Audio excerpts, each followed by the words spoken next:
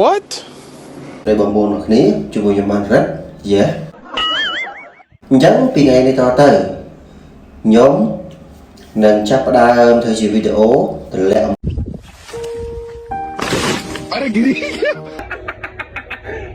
ពីការ analysis ទៅលើការ trading សម្រាប់ goal ព្រោះរាល់ថ្ងៃគឺខ្ញុំជាអ្នក trade ហុកធាតុដែលមានតម្លៃដូចជាមេតាពាក់ព័ន្ធទៅនឹងមាសប្រាក់ប្រេងជាដើមអញ្ចឹងទៅតែជាក់ស្ដែងរាល់ថ្ងៃខ្ញុំ trade តែមួយ pair ទេគឺខ្ញុំ trade ទៅលើ gold ដែលនៅក្នុងទីផ្សារ trade ឬក៏គ្រប់គ្នាឲ្យឈ្មោះហៅថា XAU USD នឹង pair ជាមួយនឹងលុយដុល្លារអញ្ចឹងទៅអញ្ចឹងជាក់ស្ដែងខ្ញុំនឹងដាក់នៅលើវីដេអូមួយហ្នឹងគឺខ្ញុំបានទិញ account challenge 100000 size 100000 100k 2 account ចំនួន2 account សម្រាប់យកមក challenge trade តែជាក់ស្ដែងគឺខ្ញុំអត់ទាន់ផាសទេខ្ញុំទៅទិញហើយពីថ្ងៃហ្នឹងទៅខ្ញុំនឹង trade មួយថ្ងៃមួយ trade មួយថ្ងៃមួយ trade ជាប្រចាំប៉ុន្តែអត់ប្រកាសថានឹងមាន set up ឲ្យយើងបានចូលរហូតទេណាហ្នឹងគឺខ្ញុំនិយាយទុកមុនឲ្យហើយបើមានជា set up ស្អាត clean ទៅខ្ញុំចូលហើយក៏បញ្ចាំបញ្ជាក់ទាំងអស់គ្នាដែរបើសិនជាមាន effect ព័ត៌មានធំក៏ខ្ញុំអត់ trade ដែរហើយក៏ខ្ញុំអាចនឹងចេញវីដេអូពាក់ព័ន្ធនឹងកត្តាព័ត៌មានធំសេដ្ឋកិច្ចអីជាដើមណាពាក់ព័ន្ធជាមួយនឹងការ trade ខ្ញុំនឹងចេញខ្លះក៏ដូចជា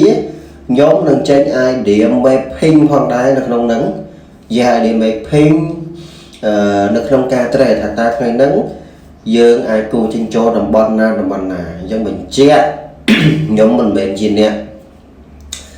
ដែល trade ខ្លាំងអីនៅក្នុងវិស័យហ្នឹងទេគ្រាន់តែ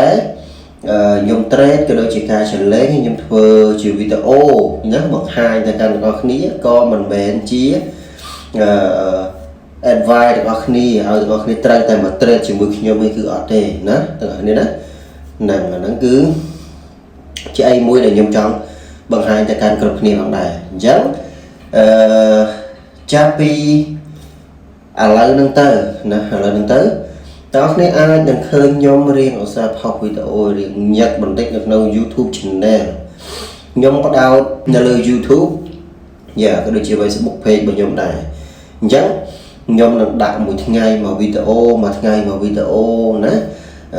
ទៅកាន់ទាំងអស់គ្នាបើសិនជាមានព័ត៌មានណាដែលវាចេញមក aggressive វា affect ដល់ទីផ្សារខ្លាំងខ្ញុំក៏នឹងធ្វើជាវីដេអូទៅកាន់ទាំងអស់គ្នាផងដែរអញ្ចឹងសង្ឃឹមថាទាំងអស់គ្នានឹងយល់អញ្ចឹងបញ្ជាក់ផងដែរទាំងអស់គ្នាគឺខ្ញុំអត់ trade ម៉ោងព័ត៌មានទេណាហ្នឹងគឺខ្ញុំបញ្ជាក់បាទទេថាខ្ញុំ trade មួយទេ position របស់ខ្ញុំអញ្ចឹងលក្ខខណ្ឌដែលខ្ញុំ trade គឺខ្ញុំ trade មាន risk and reward ណាមាន risk management ត្រឹមត្រូវមាន SL មាន stop loss របស់ខ្ញុំត្រឹមត្រូវណាទាំងអស់គ្នាអញ្ចឹងអីដែលខ្ញុំចេះខ្ញុំនឹងយកដោយចំណេះក៏ដូចជាអីដែលខ្ញុំចេះនៅក្នុងវិស័យ trade ណានេះយកមក share ទៅកាន់ទាំងអស់គ្នាណាហើយសង្ឃឹមថាទាំងអស់គ្នានឹងចូលចិត្តនៅវីដេអូដែលខ្ញុំចែករំលែកនឹងចូលចិត្តនៅវីដេអូនឹងខ្ញុំចែករំលែកហើយក៏អាចនឹងជួយ share នៅវីដេអូនេះទៅកាន់បងប្អូនទាំងអស់គ្នាដែលគាត់ណាចង់ចេះចង់ស្វែងយល់ក៏ដូចជាចង់រៀនអំពីការ trade ហ្នឹងក៏អាចមើលវីដេអូរបស់ខ្ញុំបានផងដែរខ្ញុំបញ្ជាក់អត់តែ invite ដល់ណាគេអត់ទៅបង្ខំឲ្យទាំងអស់គ្នាមក trade ជាមួយខ្ញុំមកដាក់លុយជាមួយខ្ញុំឬមួយទៀតបើសិនជាមានគេ fake account ឬក៏ដូចជាយកឈ្មោះរបស់ខ្ញុំណារូបខ្ញុំយកទៅឲ្យទាំងអស់គ្នាចុះឈ្មោះណាក៏ដូចជា deposit លុយឬក៏ដាក់លុយvớiគេគឺអត់មានទេណាអាហ្នឹងគឺខ្ញុំនិយាយបញ្ជាក់ឲ្យហើយនៅក្នុងវីដេអូមួយហ្នឹង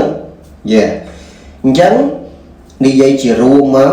ពីថ្ងៃហ្នឹងទៅខ្ញុំនឹងចែករំលែកនៅចំណេះដឹងក៏ដូចជាកលឹះអីដែលខ្ញុំចេះនៅក្នុងវិស័យ trading នេះទៅកាន់ទាំងអស់គ្នាអញ្ចឹងណាអញ្ចឹងខ្ញុំត្រូវតែមួយ pair ទេគឺ goal ហ្នឹងគឺខ្ញុំបញ្ជាក់ទៅកាន់ទាំងអស់គ្នាអញ្ចឹងហើយជាចុងក្រោយនៃវីដេអូនេះបើសិនជាទាំងអស់គ្នាចូលចិត្តក៏ដូចជាស្រឡាញ់ចូលចិត្តរូបខ្ញុំបានក៏ដូចជាវីដេអូមួយនេះកុំភ្លេចជួយចុច like share subscribe ណាក៏ដូចជាចែករំលែកទៅកាន់បងប្អូនជាទីស្រឡាញ់របស់អ្នកទាំងអស់គ្នាបានឲ្យគាត់បានយល់ដឹងឬក៏បងប្អូនឬក៏មិត្តភក្តិណាដែលគាត់កំពុងតែ trade អញ្ចឹងទៅ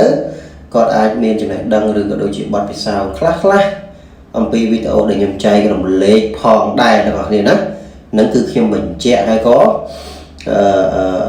បញ្ចប់ត្រឹមប៉ុណ្្នឹងឯងអត់មានអីច្រើនទេបើសិនជាទាំងអស់គ្នាស្រឡាញ់